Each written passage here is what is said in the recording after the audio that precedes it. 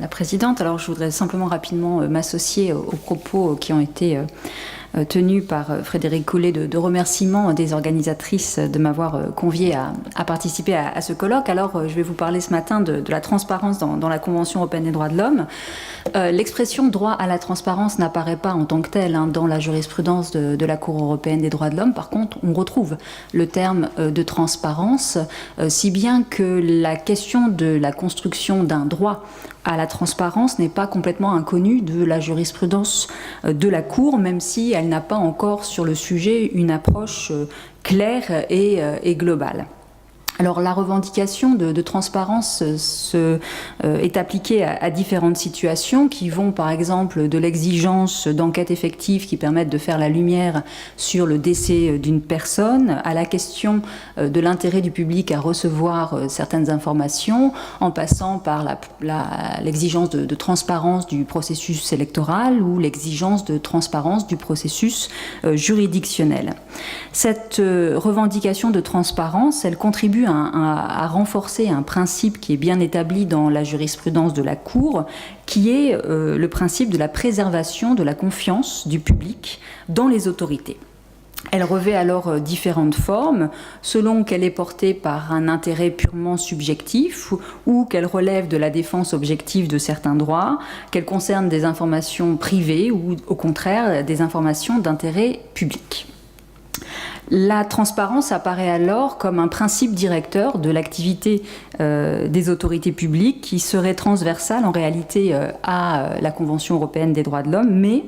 à géométrie variable en fonction des situations sur lesquelles il porte, si bien que cette variabilité dans les obligations étatiques ne permet pas réellement de parler d'un droit à la transparence au titre de la Convention européenne des droits de l'homme. Alors, au regard du temps qui nous est imparti ce matin, je voudrais me concentrer sur la question controversée de l'existence d'un droit à la transparence sous l'angle de l'article 10 de la Convention, sous l'angle de la liberté d'expression. Et pour ne pas empiéter sur ce qui sera dit cet après-midi en termes de protection des personnes privées contre la revendication de transparence, je vais traiter ce matin de la revendication de transparence à l'égard des autorités publiques.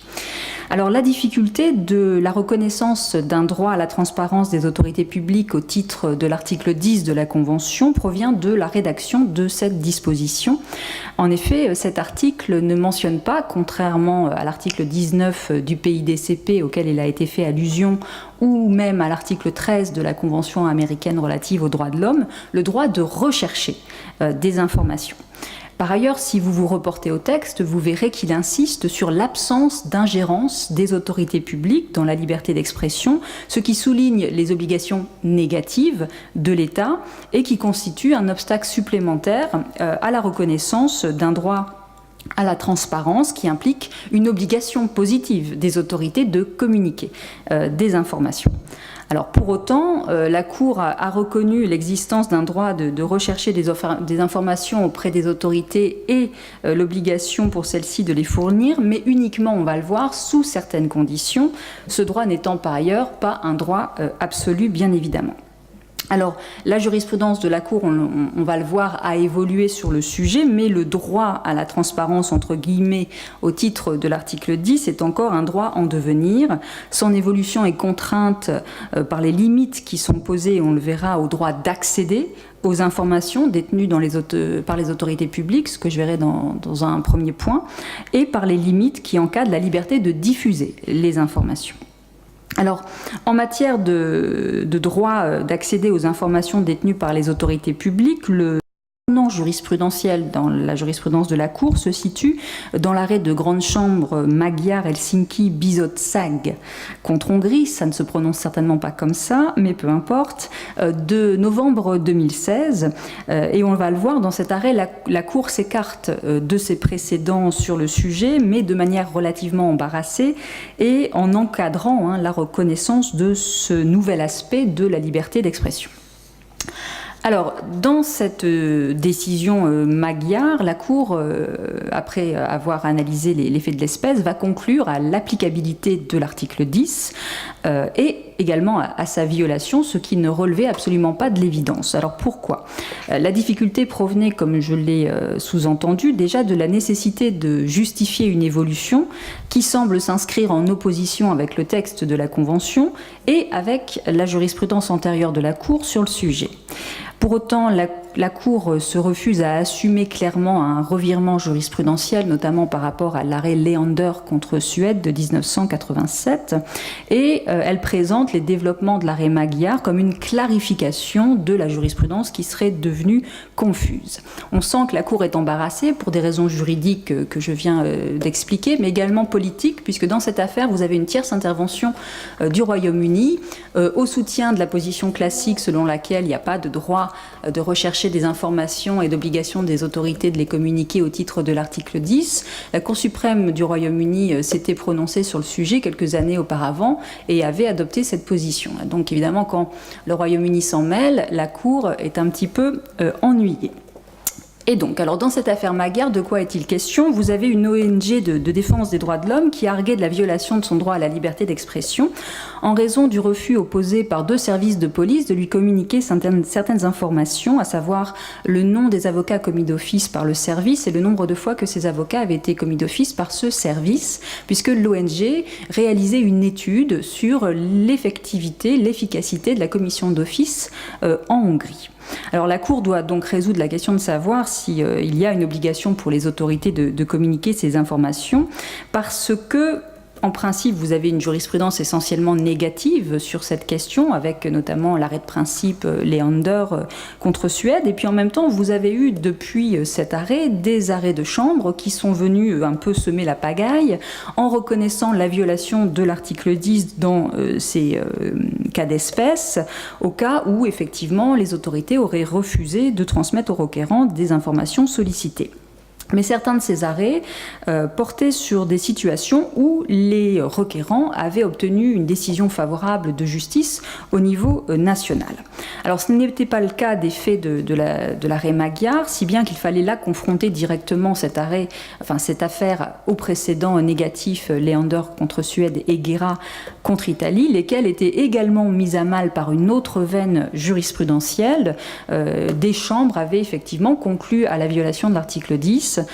pour refus de communication d'informations, alors même que les requérants n'avaient pas au niveau interne de décision favorable de la part de la justice. Or, l'arrêt Leander vous dit que la liberté de recevoir des informations interdit essentiellement à un gouvernement d'empêcher quelqu'un de recevoir des informations que d'autres aspirent ou peuvent consentir à lui fournir. Il n'accorde pas à l'individu le droit d'accéder à un registre où figurent des renseignements sur sa situation, ni n'oblige le gouvernement à les lui communiquer. Et l'arrêt Guerra complétait l'arrêt Leander en précisant que la liberté d'expression ne saurait se comprendre comme imposant à un État, dans des circonstances telles que celles de l'espèce, des obligations positives de collecte et de diffusion des informations. Alors évidemment, on pourrait considérer, et on a tout à fait raison je pense, de souligner que ces 2 affaires ne sont pas forcément les précédents les plus pertinents pour traiter de l'arrêt Magyar au regard des différences factuelles de l'espèce, et c'est d'ailleurs aussi ce que va dire plus ou moins la Cour, en insistant sur le fait que les principes posés par ces 2 arrêts étaient toujours reliés aux circonstances particulières de l'espèce. Dès lors que ces circonstances sont différentes, on peut conclure de manière différente sans remettre en cause formellement les précédents.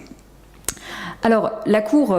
est quand même bien embêtée par ses précédents jurisprudentiels, alors qu'elle elle crée son propre embarras en répétant à longueur d'arrêt les mêmes principes, alors même qu'ils ne s'appliqueraient pas particulièrement bien aux espèces. Mais elle décide qu'elle ne peut pas rester en marge des évolutions du droit international, notamment, mais aussi des droits internes. Et donc, elle va utiliser toutes les techniques à sa disposition en matière d'interprétation, l'interprétation consensuelle, l'interprétation globalisante, même une certaine lecture un petit peu créative des travaux préparatoires pour s'écarter du texte, pour s'écarter de la jurisprudence antérieure et finalement admettre l'applicabilité de l'article 10, mais de manière très précautionneuse. Voici ce qu'elle vous dit. Elle refuse de déclarer que l'article 10 accorde à l'individu un droit d'accès aux informations détenues par une autorité publique, ni n'oblige l'État à les lui communiquer. Mais la Cour pose qu'un tel droit ou une telle obligation peuvent naître, outre la situation de reconnaissance en droit interne de ce droit de recevoir l'information par le biais d'une décision de justice, lorsque l'accès à l'information est déterminant pour l'exercice par l'individu de son droit à la liberté d'expression et que refuser cet accès constitue une ingérence dans l'exercice de ce droit. Bon, ça n'est pas l'affirmation la plus claire qui soit, ça semble un petit peu cyclique, tautologique, mais en tout cas, ça suffit à atteindre le but visé par la Cour, de reconnaître la potentielle applicabilité de l'article 10. Mais attention, on va poser des critères, on va poser des conditions. Alors, ces critères démontrent que la Cour se veut quand même assez prudente, du moins en apparence, et surtout permettent de révéler le cœur du raisonnement de la Cour qui se situe en réalité dans l'analyse du versant social de la liberté d'expression, de manière similaire d'ailleurs à ce que fait la Cour interaméricaine des droits de l'homme ou le Comité des droits de l'homme. Il ne s'agit absolument pas pour la Cour de reconnaître un droit autonome d'accéder aux informations détenues par la puissance publique. Cette demande de transparence doit être le préalable à l'exercice de la liberté d'expression, notamment sous son aspect communication des informations au public. Cette précision semble indiquer que ce sont les journalistes et les ONG qui vont être les titulaires, on va dire, les plus évidents de ce nouvel aspect du droit à la liberté d'expression, comme d'ailleurs le révèle un des autres critères qui est posé par la Cour, le critère du rôle du requérant. Par ailleurs, les informations doivent répondre à un critère d'intérêt public et la Cour prend également en considération la disponibilité préalable des informations, ce qui peut expliquer qu'un refus des autorités de les communiquer ne sera pas aussi facilement accepté. Alors, au regard de la jurisprudence de la Cour qui est assez ouverte sur la notion d'information d'intérêt public, il n'est pas certain que ces critères constituent une étape particulièrement difficile à franchir pour la Cour, mais on peut quand même penser qu'il sera peut-être plus difficile à un individu de revendiquer l'exercice de ce droit plutôt qu'à une ONG ou un journaliste, ce qui semble consolider la hiérarchisation des titulaires de la liberté d'expression qui existe déjà dans la jurisprudence de la Cour et qui renforce du point de vue de la question du titulaire les doutes quant à la reconnaissance d'un véritable droit fondamental à la transparence. Alors attention, ce n'est pas parce que l'article 10 est applicable qu'il est forcément violé. L'État a des moyens pour justifier un refus de communication d'informations. Il faut bien se rendre compte que le droit d'accéder aux informations détenues par les autorités publiques est doublement conditionné par les critères qui régissent désormais l'applicabilité de l'article 10 et par la nature relative de la liberté d'expression. Alors, la construction de ce droit à la transparence en matière d'information détenue par les autorités publiques nécessite bien évidemment qu'on puisse rechercher cette information et obtenir cette information, mais cela nécessite également la protection de la diffusion de ces informations. On a commencé à en dire un mot. Et là, ce que l'on constate, c'est que la jurisprudence pose également des limites, aussi bien à l'égard des informations accessibles qu'à l'égard des informations qui sont confidentielles. Alors, on pourrait penser que la diffusion d'une information librement accessible ne pose pas de problème particulier, mais au contraire, l'arrêt de grande chambre Satakunnan Markkinapursi Oy et Satamedia Oy contre Finlande, qui se prononce certainement pas non plus comme ça, mais peu importe, de 2017, rappelle que ça n'est pas le cas. En l'occurrence, vous avez des sociétés requérantes qui publiaient dans des magazines les données fiscales d'un tiers de la population finlandaise, plus d'1 million de personnes. Alors en sachant qu'il faut souligner que les données fiscales sont des données qui sont accessibles en droit finlandais en vertu du principe de la transparence du système fiscal. Alors, une juridiction interne fut saisie de ce problème et la juridiction suprême saisie de l'affaire estima que si la collecte des données par la société n'était pas interdite en application d'une exception relative à l'activité de journalisme prévue par la loi sur les données personnelles, ce n'était pas le cas de la diffusion exhaustive de ces données. Alors effectivement, on a plutôt l'impression ici que les sociétés requérantes se comportent comme des leakers et ne réalisent pas véritablement un travail relevant du journalisme qui semble peut-être nécessiter une analyse, une réflexion supplémentaire plutôt que la diffusion brute de données. Alors à la suite de cette décision, les entreprises n'ont plus été en mesure de travailler selon les mêmes modalités. Elles ont donc mis un terme à leur activité et invoquent la violation de l'article 10. Alors dans cette affaire, ce qui est aussi intéressant, c'est que contrairement à l'arrêt Magyar que j'ai mentionné, la Cour estime être en présence d'un véritable conflit entre les droits conventionnels, l'article 10 et l'article 8, protection de la vie privée, ce qui lui permet d'appliquer les critères qu'elle a développés dans l'arrêt von Hannover contre Allemagne, à savoir la question de savoir si la contribution contribue justement à un débat d'intérêt général, l'objet de la publication, la notoriété des personnes concernées, les modalités d'obtention des informations et leur véracité, les formes de la publication et ses conséquences, la sévérité des sanctions imposées. Et ce qui est intéressant dans cette affaire, c'est que la Cour distingue différentes choses. Elle distingue notamment accessibilité de l'information et contribution de l'information à un débat d'intérêt général. Elle établit également une différence entre l'intérêt d'accéder aux données, ce qui relève de notre première question, la recherche de l'information, et l'intérêt de diffuser les données en masse sans aucun apport analytique. Et on comprend à la lecture de l'arrêt et des autres critères qui sont mis en avant par la Cour que ce qui pose problème à la Cour dans cette affaire, c'est la modalité de diffusion de cette information pourtant accessible. Alors même que la Cour vous répète toujours, et elle le fait là aussi, qu'elle n'a pas à se substituer à la presse dans le choix du mode de compte-rendu à adopter. Alors, malgré l'affirmation de principe, la Cour conclut à l'absence de violation de l'article 10 par 15 voix contre 2, démontrant que tous les comportements ne sont pas permis sous couvert de l'exercice d'une fonction de journaliste, comme d'ailleurs la jurisprudence relative à la protection des diffuseurs d'informations confidentielles le confirme.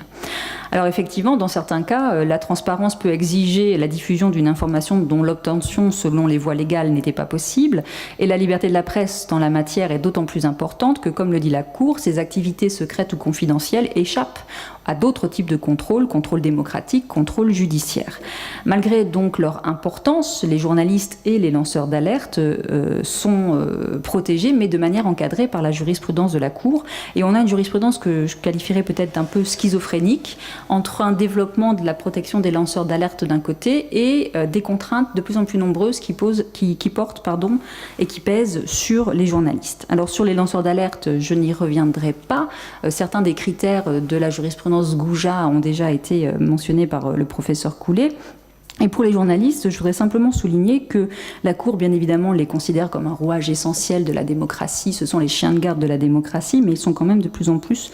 tenus en laisse par les obligations qui sont imposées au titre de l'article 10, notamment à travers le développement de ce qu'on appelle le journalisme responsable. C'est un mouvement qui a été initié notamment dans l'arrêt Stoll contre Suisse de 2007, en ce qui concernait la diffusion d'informations confidentielles et dans laquelle la Cour n'a pas jugé que la condamnation du journaliste était contraire à l'article 10, et qui s'étend aujourd'hui à d'autres comportements constitutifs d'infraction de la part des journalistes, comme par exemple le refus d'obtempérer. Dans une affaire Pentikainen contre Finlande de 2015, la Cour a effectivement considéré que eh bien, bon, c'est tout à fait logique, hein. Les journalistes ne sont pas au-dessus des lois pénales simplement parce qu'ils sont journalistes, mais en l'occurrence, elle a jugé que la détention, la poursuite et la condamnation d'un journaliste qui avait refusé de quitter les lieux d'une manifestation sur l'ordre de la police n'était pas contraire à l'article 10. Alors, on peut craindre du coup que la condamnation de journalistes qui commettent des infractions, notamment par la publication d'informations confidentielles, puisse plus facilement échapper à l'avenir à un constat de violation de l'article 10. Pour l'instant, ça n'est pas encore tout à fait le cas. Heureusement, la protection qui est offerte aux journalistes et à leurs sources demeure très importante. On peut, et je finirai avec cela, rappeler l'arrêt Big Brother Watch contre Royaume-Uni du 13 septembre 2018 qui concerne la surveillance de masse par l'État et dans lequel l'État britannique se fait condamner en raison de l'absence de cadre transparent concernant cette surveillance de masse, notamment à l'égard des journalistes et des informations confidentielles détenues par les journalistes. La Cour estime qu'en raison de l'absence de critères clairs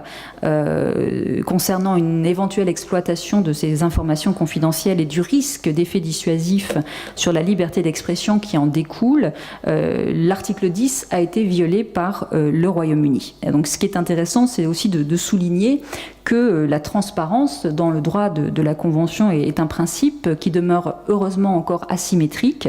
Les exigences qui sont imposées aux autorités publiques sont plus importantes que celles qui sont imposées aux personnes privées, mais malgré les développements de la jurisprudence de la Cour en la matière, on ne peut pas encore conclure à l'existence d'un droit fondamental autonome d'accéder aux informations détenues par les autorités publiques et de les diffuser. Ce droit n'est pas encore établi et donc la construction d'un véritable droit fondamental à la transparence est encore en construction justement et en progrès. Je vous remercie pour votre attention.